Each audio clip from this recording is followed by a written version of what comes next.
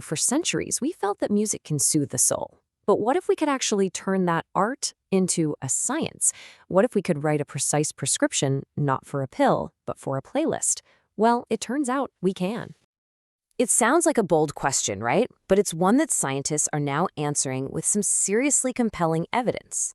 I mean, we're talking about a whole new frontier in mental health, where sound is literally being engineered to have a specific, measurable, and therapeutic effect on your brain. And to really get why this matters so much, we have to start with the sheer scale of the problem. Anxiety isn't just, feeling a bit worried. It's a clinical condition that affects hundreds of millions of people all over the globe. Get this. That was the number of people worldwide living with an anxiety disorder back in 2019. And we all know that figure has only gone up. It is a massive global health crisis. So you have to ask, right? With that many people affected, why isn't everyone getting the help they need? Well, the thing is, our standard treatments like medication or cognitive behavioral therapy, they definitely work, but they come with some pretty big hurdles. They can be expensive, the wait lists can be incredibly long, and they require a huge time commitment. And all of that creates this giant treatment gap, a gap that new, accessible solutions are trying to fill. So how exactly can sound step in to fill this gap? This is where things get really cool. It's not just about putting on your favorite relaxing album. This is about real, targeted neuroscientific principles. And it all kicks off with something called auditory beat stimulation. Okay, so the core technology here is called auditory beat stimulation, or ABS for short. The idea is actually pretty simple, but it's incredibly powerful.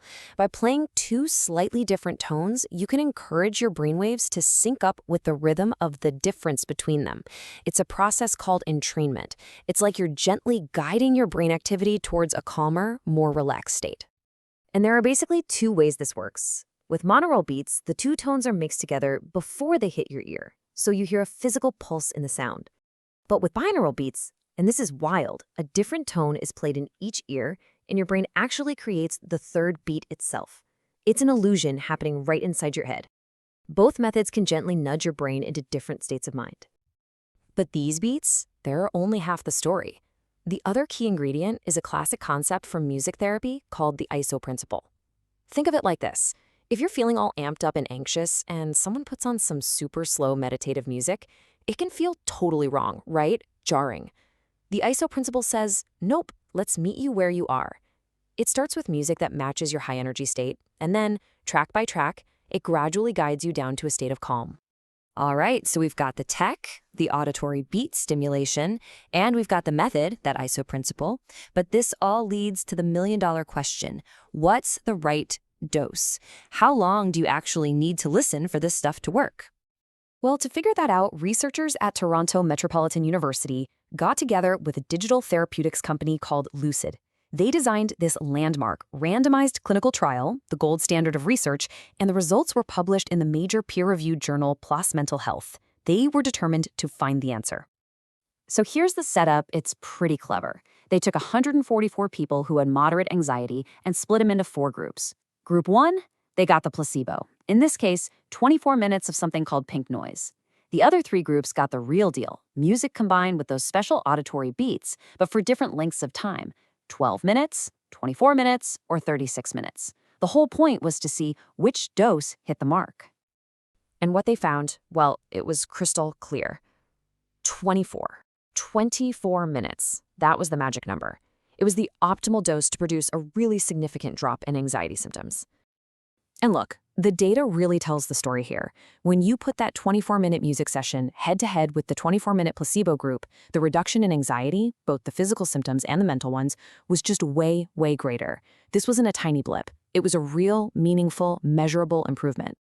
One of the lead researchers, Professor Frank Russo, he called it the sweet spot. And that's the perfect way to describe it. It's long enough to actually have an effect, but it's short enough that you can realistically fit it into your day. And that right there is what changes music from just a general wellness tool into a targeted, dose-based prescription. Okay, so this is huge. We have the science and we have the proven 24-minute dose. But now you've got a whole new problem. How on earth do you apply a therapy that's this personal, this customized, to millions of different people all starting from their own unique emotional place? The answer? You guessed it, artificial intelligence.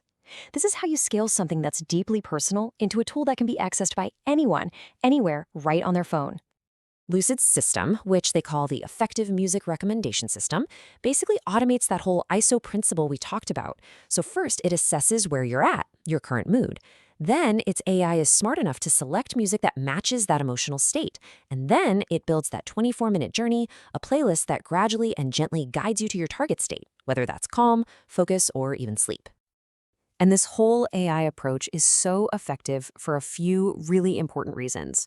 First, it personalizes the experience for every single user. Second, and this is crucial, it uses a proprietary library of instrumental music. This avoids what's called nostalgic bias, where a familiar song pops up and accidentally triggers a bad memory. This keeps it purely therapeutic. And of course, the whole thing is built on that rock-solid, validated science we just walked through. This is so much bigger than just managing anxiety. What we're looking at with this 24-minute prescription, it's really a peek into the future of digital medicine, where the devices we carry every day become some of our most powerful health tools. I mean, think about the timeline here. Music therapy concepts started way back in the 1950s. Today, in the 2020s, we've got these incredible digital therapeutics. This new study just gave us the first real, evidence-backed dose. So what's next? Well, the next logical step is fully automated, responsive, closed-loop systems. And it's not stopping with anxiety. Researchers are already exploring how this same core technology could help with other conditions, like managing the distress from tinnitus, that ringing in your ears, or even calming agitation for patients with dementia. It's a platform technology, not just a one-off product. So that's the real difference between today and tomorrow, right? Today, you get a 24-minute listening prescription. But tomorrow, just imagine your smartwatch or wearable detects your heart rate is rising, a sign of stress, and automatically, without you doing a thing, it triggers a personalized soundscape to calm you down in real time.